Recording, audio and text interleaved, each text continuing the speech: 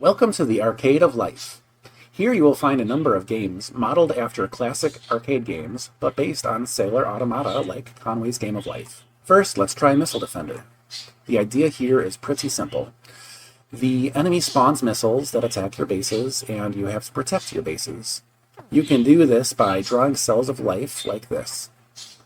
Your cells of life grow and evolve according to the rules of Cellular Automata, just like the enemy cells do. Now, in order to get this base back, we will draw a long line. And this evolves into kind of a square, allowing us to reach those back areas.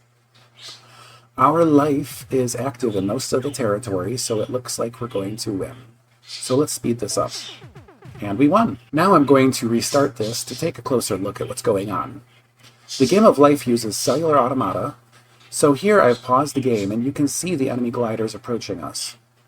In the Game of Life, cells are activated or deactivated based on how many neighbors they have, so it's a very specific rule set that the cells obey. Both your cells and the enemy cells obey these rules. So if I respond to this by drawing a line to defend myself, we will step along and advance time a single step at a time and see what happens. The enemy gliders will go through a couple of different configurations as they move. They're not so much moving as they are a traveling pattern, or a traveling wave. Likewise, our pattern is acting very much like a traveling wave too, creating ripples and expanding outward, finally crashing into the enemy gliders.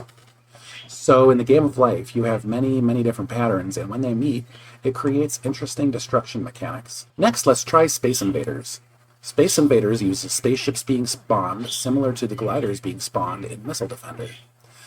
This time we have the glider pattern in our pattern drawing tool, so we can spawn gliders that travel upward and annihilate the descending enemy spaceships. It's a game that pretty much looks like Space Invaders, but is completely based off the rules of Cellular Automata. You've probably noticed that if there are gliders and spaceships, what else are there?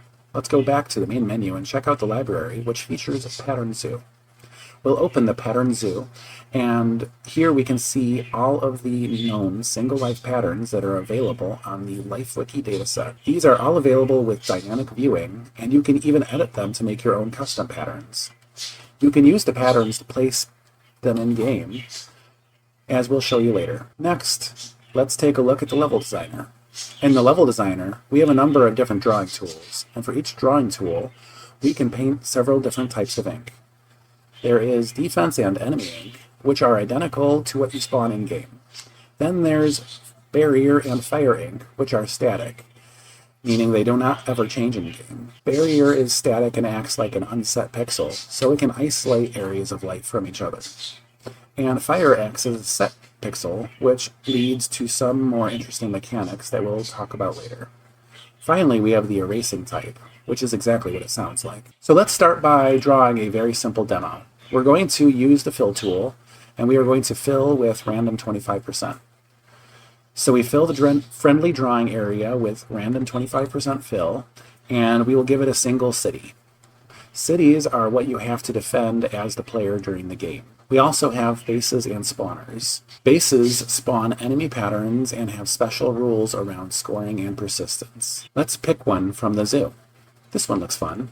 I'll place it right here. And a spawner spawns multiple patterns whenever the area for spawning is clear. So let's define a spawner and spawn something fun. How about the spaceship?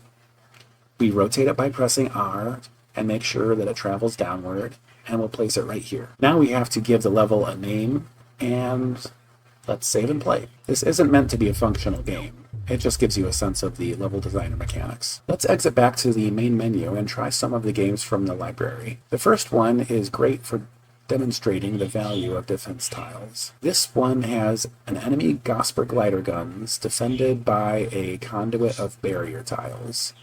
This provides an interesting mechanic where, in order to win, you have to fight upstream against a moving stream of gliders until finally you are able to disrupt them. Then we rotate by right-clicking our pattern select spawner, and we can shoot gliders up the other conduit until we disable it also. We can then speed the game up for a moment, and we've won. Next, from the library, let's pick Fireline. Fireline is a good level to demonstrate the mechanics of fire tiles. This is largely a level that you can sit and watch if you want, although you can certainly participate and experiment. It has an array of Glasper glider guns, both enemy and friendly, shooting at a line of fire tiles in the middle. The glider guns will activate the fire tiles along the center. Now we are going to view one more type of game. We'll go to the library and select Tower Defense Simulator. This is a special game mode where you are assigned barrier and firing, and you are able to place them at the beginning. So we have an enemy Gosper glider gun and a friendly one, both pointing at each other. We want to paint some barrier tiles roughly where we think the enemy glider gun is going to shoot us in order to defend ourselves. And additionally, we'll do some creative painting with our fire tiles. Let's fill a random region of space with fire tiles, nice and safely away from our glider gun, because remember, a Gosper glider gun is not a city and it can be easily disrupted by friendly life. To protect ourselves, I'm going to draw some barrier line there as well. That looks good. Let's see what happens. An interesting thing about fire tiles is that sometimes you've got to kind of strike a match. There we go. So we've manually activated the fire tiles, and our defenses seem to be holding. So we'll speed this up and see if there's a resolution. There we go, victory. So the tower defense game gives kind of a puzzle feel to the game of life. We have a comprehensive guide on game mechanics, controls, and how to play.